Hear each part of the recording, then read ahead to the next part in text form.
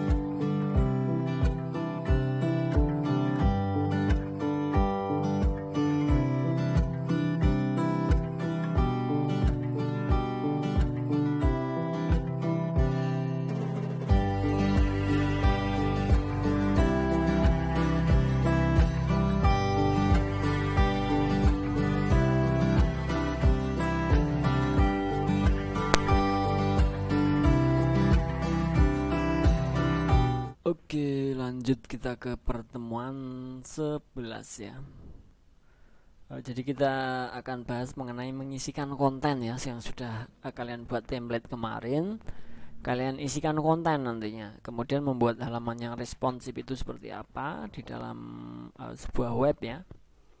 Jadi untuk tujuan dari perkuliahan hari ini adalah mengisi konten nanti, dan dari template yang sudah dibuat sebelumnya kemarin, kemudian membuat tautan link berdasarkan nama sectionnya, name section, kemudian membuat halaman yang menjadi responsif itu seperti apa.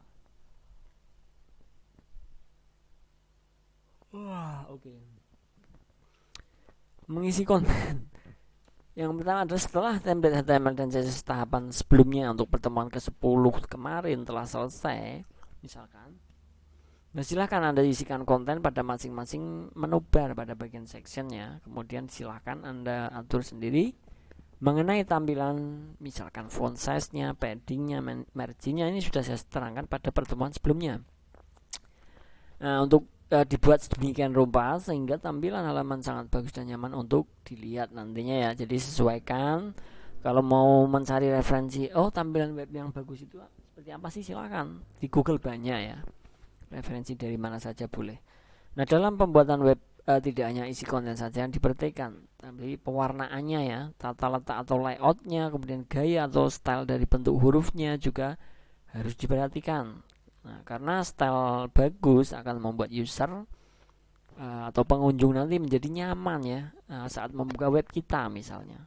Jadi mereka akan bertahan, saya akan bertahan di sini untuk karena tampilannya bagus misalkan, kemudian kontennya juga bagus. Nah, itu yang diharapkan seperti itu. Nah, dalam pengisian konten, silakan Anda masukkan ke dalam section dan berikan ID pada setiap section tersebut untuk digunakan proses pemanggilan pada sidebar-nya. Ini contoh dalam membuat section beranda yang hasilnya seperti di bawah ya. Nah, ini nanti kalian ketik seperti ini ya. Nah, ini kan template yang kemarin sudah kita bahas untuk pertemuan ke-10. Nah, kemudian selanjutnya kalian atur file indeksnya. Ini kan file di indeks di beranda ya, di indeksnya ya. Jadi untuk fullnya seperti ini. Kemudian kalian atur. Ini beranda, kemudian ada produk, kategori, event, about, service, dan kontak ya. Jadi ini masing-masing seperti ini adalah menunya, menu header store app-nya ya. Nah, kemudian untuk masing-masing dari ini kalian isikan apa ya, konten, isikan kontennya. Jadi per menu ini kalian isikan konten. Nah, kontennya seperti apa, silahkan sesuaikan dengan tema kalian. Nah, misalkan di sini kita apa ini, welcome to app store ya, menjual segala perlengkapan komputer. Ini adalah contohnya. Kita tuliskan di sini. Nah, seperti ini kalian saat mengisikan konten kalian tinggal ketikkan seperti ini saja. Nah, ini sudah saya buatkan, tinggal kalian ketik saja, nanti akan jadilah konten seperti ini.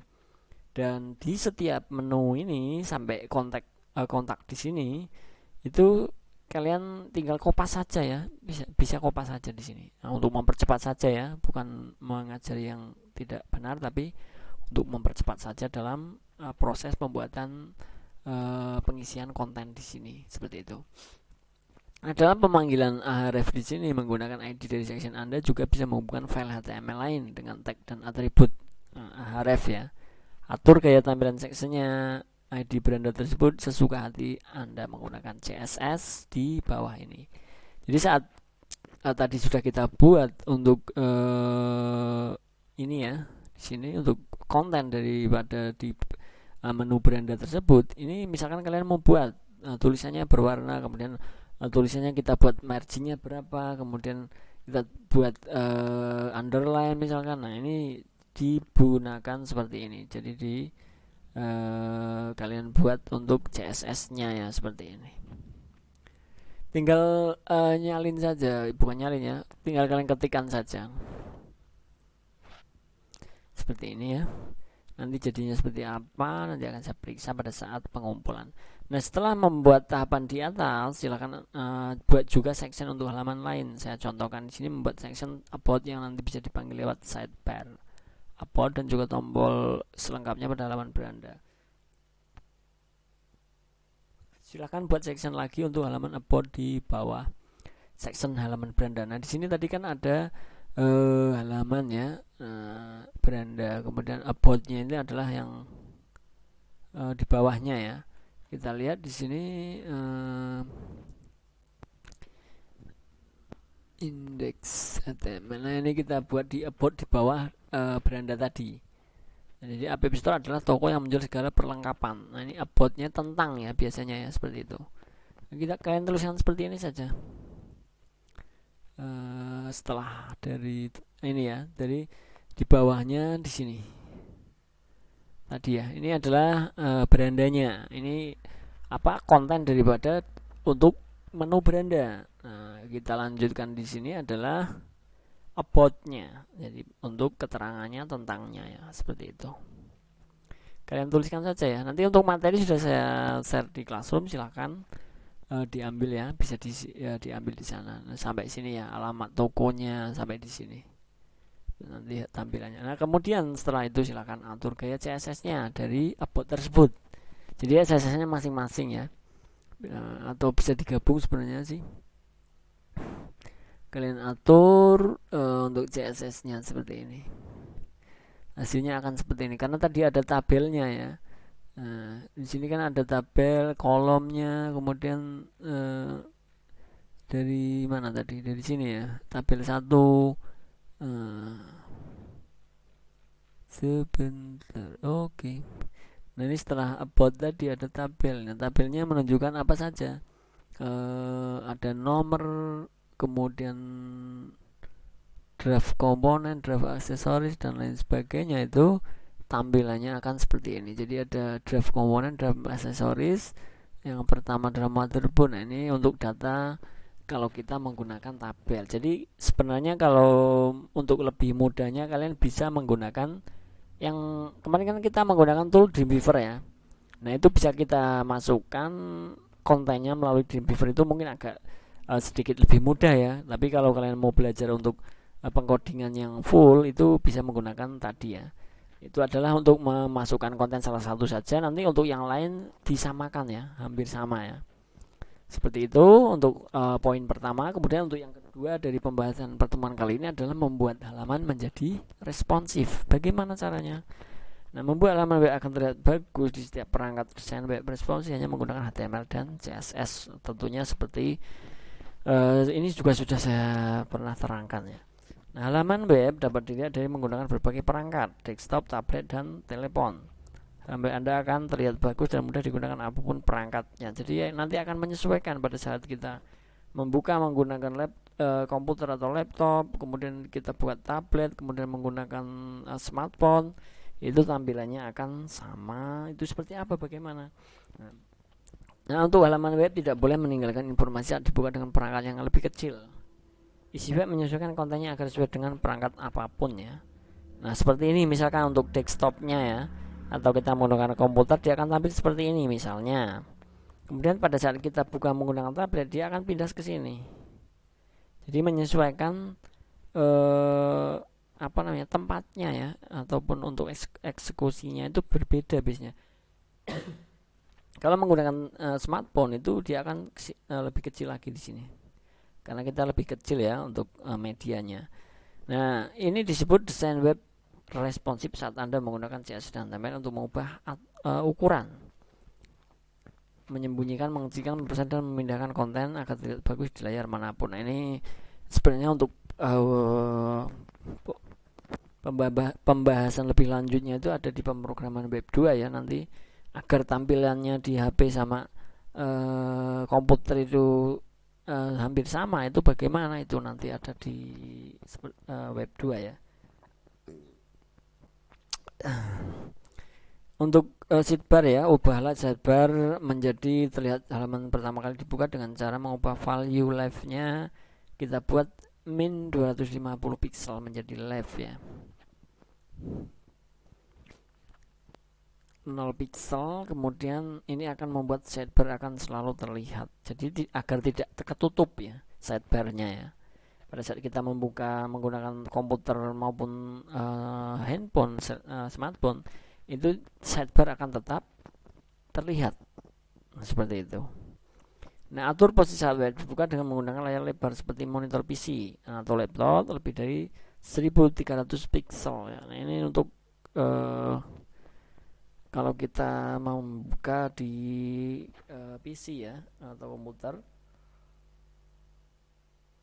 dia akan tampil full ya, full biasanya ya. Nah, dengan pixelnya adalah 1300. Add media digunakan untuk merubah tampilan. Nah, di sini add media ya, browser agar tampilan website bisa menjadi responsif. Jadi dia menyesuaikan pada saat web tersebut dibuka melalui apa? Melalui komputer, tablet maupun smartphone. Jadi dengan menggunakan add media tadi. Kemudian atur tampilan saat web dibuka dengan menggunakan handphone atau layar di bawah 500 pixel. Ini pada saat kita membuka menggunakan handphone atau smartphone tadi, kita buat 250 pixel tadi ya. Seperti itu. Nah, tinggal kalian ketik saja ya. Nah, untuk sintak di atas ini sebenarnya sama dengan sintak yang ada pada atasnya saat kita belajar mengisi konten ya. Bedanya hanya terletak pada value-nya saja, karena kita akan mengatur tampilan menjadi lebih kecil ketika dibuka dengan layar lebar. Nah, seperti ini. Pada saat kita buka dengan tampilan kecil, dia akan seperti ini. Jadi dia agak ketutup ya, ke hidden ya. Saat kita maximize di sini, dia akan tampil seperti ini. Itu yang menyesuaikan seperti itu biasanya.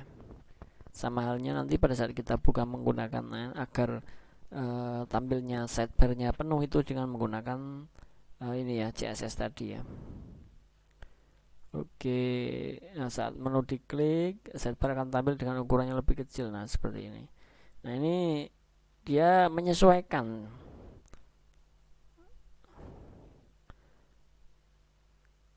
Nah, ini ya. Ini kalau di minimize itu tampilannya akan hanya seperti ini. Nah, kalau untuk maximize-nya, dia akan tampil semua seperti ini. Jadi menyesuaikannya. Mungkin kalau maksimal untuk kita kliknya itu satu apa ini layar, itu akan lebih besar lagi seperti itu. Oke, cukup ya untuk pertemuan kali ini. Silahkan dibaca kembali. Untuk materinya sudah saya share di Classroom, bisa dipraktekkan ya, bisa kalian ketik di editor masing-masing ya, agar nanti bisa membuat tampilan seperti itu untuk membuat sebuah web yang responsif seperti itu ya. Tadi juga untuk mengisikan konten saya rasa sudah paham. Untuk mengisikan konten, kalau kalian memang agak kesulitan untuk tata letak dan lain sebagainya, silahkan kalian gunakan di Dreamweaver-nya di bagian desain ya. Kalian copy untuk kontennya, baru kalian pastekan di sana, bisa sebenarnya. Untuk pengaturan warna juga bisa, ataupun menggunakan CSS itu lebih baik, nanti akan lebih responsif seperti itu.